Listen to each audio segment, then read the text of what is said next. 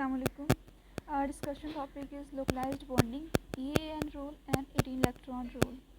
Localized bonding की हम बात करें तो localized bonding electron pair in the molecule are assumed to be localized on a particular atom or space between two atoms. जो electron pairs होते हैं वो मॉलिक्यूल्स के वो लोकलाइज्ड होते हैं एक पर्टिकुलर एटम और उसकी स्पेस के दरमियान. लोन पेयर्स जो होते हैं वो pair of electron localised on two atoms and bonding pairs जो होते हैं वो pairs of electrons localized between two atoms. Localized electron model assumes the molecule is composed of atoms that are bound together by sharing pair of electrons.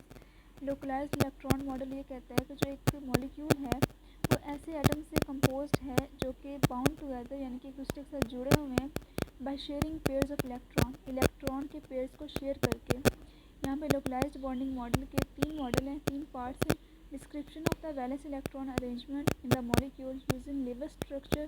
Lewis structure हमें valence electron के arrangement बताता है and जो VSEPR theory है वो हमें geometry of molecules बताती है एंड जो वीबीटी है वो हमें एटॉमिक ऑर्बिटल्स जो हैं और उनके शेयर इलेक्ट्रॉन्स उनके बारे में बताती है, उनके टाइप के बारे में बताती है. नेक्स्ट अगर हम यहाँ पे एग्जांपल की बात करें तो यहाँ पे हाइड्रोजन के दो मॉलिक्यूल्स हैं और दोनों के पास ही एक एक इलेक्ट्रॉन है वो उन्होंने शेयर किया हुआ है और जब वो शेयर करेंगे तो एक सिग्मा बॉन्ड बनेगा और एक इलेक्ट्रॉन क्लाउड बनेगा और वो फिक्स होगा. अगर दूसरी एग्जांपल यहाँ पे इथेन की है और यहाँ पे इथेन और इथेन ने आपस में जो दो मॉलिक्यूल्स जो है ना उनका बॉन्ड बनाया हुआ है, यहाँ पे डबल बॉन्ड है. अगर हम लोकलाइज्ड बॉन्डिंग की प्रॉपर्टीज़ की बात करें तो फिक्स है, जैसे हम पहले बात कर चुके हैं ऊपर कि हाइड्रोजन ने आपस में बॉन्ड बनाया हुआ है और वो एक इलेक्ट्रॉन क्लाउड जो है वो फिक्स है and not in resonance. Resonance में तब होते हैं कि जब आपके पास अल्टरनेट सिंगल और डबल बॉन्ड हो, लेकिन यहाँ पे अल्टरनेट सिंगल और डबल बॉन्ड नहीं है, इस वजह से ये नॉट इन रेजोनेंस है, लीस्ट स्टेबल है and all the sigma bond are localized bond and pi bonds are may or may not be localized bond. जो सिग्मा बॉन्ड है वो सारे लोकलाइज्ड बॉन्ड है और जो पाई बॉन्ड्स हैं वो लोकलाइज्ड बॉन्ड हो भी सकते हैं और नहीं भी हो सकते. एंड जो इलेक्ट्रॉनिक चार्ज है वो एटम्स और मॉलिक्यूल्स के दरमियान डिस्ट्रीब्यूटेड नहीं है. एंड यहाँ पे देखें कि अगर हाइड्रोजन के यहाँ पे उन्होंने स्ट्रक्चर बनाया हुआ है, दो मॉलिक्यूल्स हैं हाइड्रोजन के और वो दोनों ही एक मॉलिक्यूल अपना शेयर करके एक मॉलिक्यूल शेयर करके इलेक्ट्रॉन पेयर बनाते हैं. A localized bond pair travels between two atom.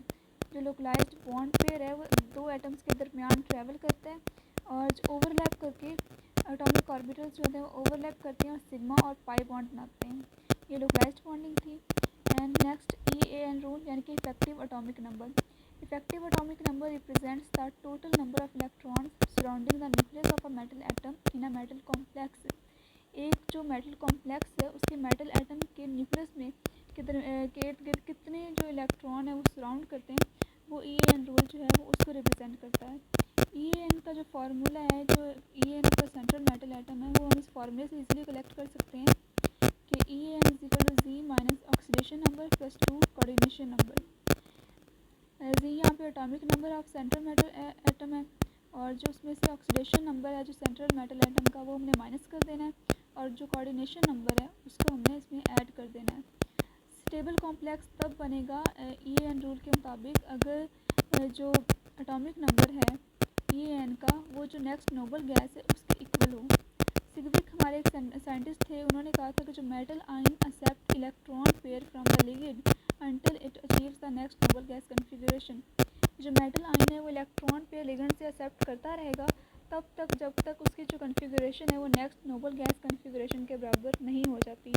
EAN is equal to sum of the electron on the metal ion complex, यानी कि मेटल आयन कॉम्प्लेक्स के ऊपर कितने इलेक्ट्रॉन है plus electron donated by the ligands और ligands उसको कितने जो इलेक्ट्रॉन है वो डोनेट कर रहा है.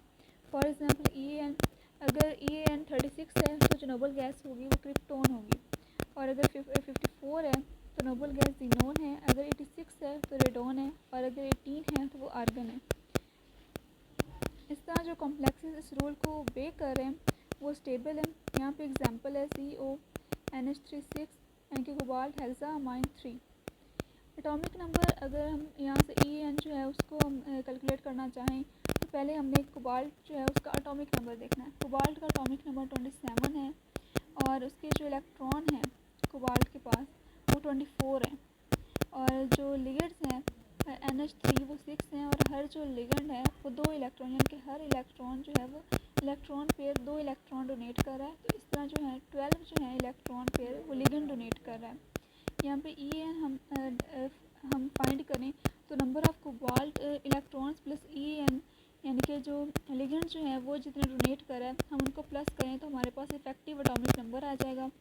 कोबाल्ट इलेक्ट्रॉन डोनेट कर रहा है, कोबाल्ट के पास इलेक्ट्रॉन है 24, और जो लिगेंड डोनेट कर रहा है वो है 12। इन दोनों को प्लस करें तो 36 है, और 36 क्रिप्टॉन के इक्वल है, यानी कि ये EAN इफेक्टिव एटॉमिक नंबर को सेटिस्फाई कर रहा है।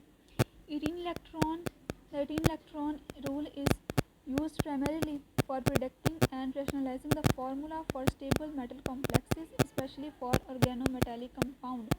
18 इलेक्ट्रॉन रूल है वो प्रेडिक्शन करने के लिए, रैशनलाइज करने के लिए, स्टेबल मेटल कॉम्प्लेक्सेस के फार्मूले को रैशनलाइज करने के लिए यूज़ होता है, और ये स्पेशली ऑर्गेनोमेटेलिक कंपाउंड्स में इस्तेमाल होता है। इसमें जो number of ligand attach to metal and the sum of the ligand electron और एंड सेंट्रल मेटल इलेक्ट्रॉन, यानी कि सम ऑफ लिगेंड इलेक्ट्रॉन, यानी कि लिगेंड के पास कितने इलेक्ट्रॉन है, एंड सेंट्रल मेटल इलेक्ट्रॉन, इनको 18 के इक्वल होना चाहिए। पहले हमने इफेक्टिव एटॉमिक नंबर में बात की थी कि EAN के मुताबिक उनको उनके जो कन्फिगरेशन है वो नोबल गैस के इक्वल होना चाहिए, लेकिन यहाँ ये बात कर रहे हैं कि उनका जो सम है वो 18 के इक्वल होना चाहिए। अगर उनका सम 18 के इक्वल होता है तो ये स्टेबल हैं और ये इस रूल को ओबे कर रहे हैं। यहाँ पे काउंटिंग इलेक्ट्रॉन के 2 मेथड हैं, neutral state method and oxidation state method. Neutral state method में ये होता है, neutral state method we count the 18 electron by adding the valence electron of central metal atom and number of electron donating by each ligand, यानी कि जो central metal atom के valence electron हम उनको काउंट करते हैं, और नंबर ऑफ इलेक्ट्रॉन जो लिगेंड डोनेट करें उनके जो सम अप करते हैं, अगर वो 18 के इक्वल है तो यानी कि ये जो रूल है वो स्टेबल है।